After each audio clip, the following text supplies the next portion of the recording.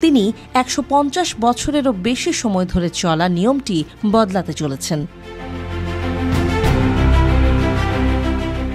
বাতিল হতে চলা নিয়মটি অনুযায়ী যুক্তরাষ্ট্রের সীমানায় জন্ম নেয়া যে কোনো শিশু জন্মসূত্রে মার্কিন নাগরিকত্ব পায়। শিশুটির মা বাবা যে কোনো দেশের নাগরিক হতে পারেন, কিন্তু জন্ম নেয়া শিশুটি মার্কিন নাগরিক হয়ে যায়। ট্রাম্প একটি সাক্ষাৎকারে বলেছেন তিনি নিয়মটি বদলে ফেলতে যাচ্ছেন। প্রেসিডেন্ট হিসেবে নিজের আগের মেয়াদেও নিয়মটির বিরুদ্ধে তিনি সোচ্চার ছিলেন, তবে তখন তিনি নিয়ম বদলাননি। এবার তিনি ও তার সমর্থকেরা বলছেন নিয়মটির অপব্যবহার করা হচ্ছে। তারা মনে করেন নিয়মটি বার্থ ট্যুরিজম হয়ে দাঁড়িয়েছে, অর্থাৎ অন্তঃসত্ত্বা নারীদের অনেকেই শুধু সন্তান জন্মদানের জন্য যুক্তরাষ্ট্রে ঢোকেন, তারপর সন্তান জন্ম দিয়ে তাকে যুক্তরাষ্ট্রের নাগরিক করে ফেলেন।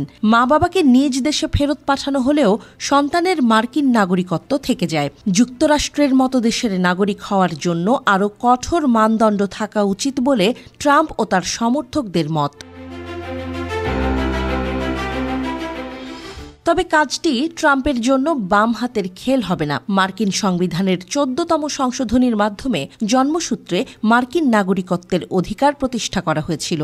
এখন দেশটির সাংবিধানিক আইন বদলাতে ট্রাম্পের নতুন প্রশাসনকে বেশ কিছু আইনি চ্যালেঞ্জ মোকাবেলা করেই যা করার করতে হবে।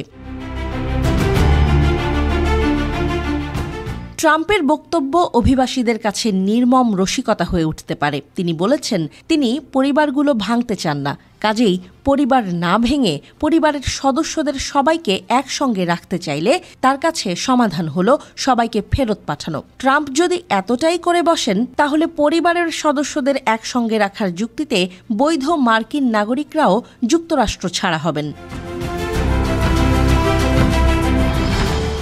২০২২ সালের জনশুমারির তথ্য অনুসারে পিউ রিসার্চ ইনস্টিটিউটের বিশ্লেষণে বলা হয়েছে যুক্তরাষ্ট্রে প্রায় ৪৮ লাখ ভারতীয় বংশোদ্ভূত মার্কিন নাগরিক আছে। তাদের প্রায় ১৬ লাখ বা ৩৪% যুক্তরাষ্ট্রে জন্ম নিয়ে প্রচলিত আইন অনুযায়ী জন্মসূত্রে মার্কিন নাগরিক হয়েছে। এখন ট্রাম্প জন্মসূত্রে নাগরিকত্বের নিয়ম বাতিল করলে প্রায় ১৬ লাখ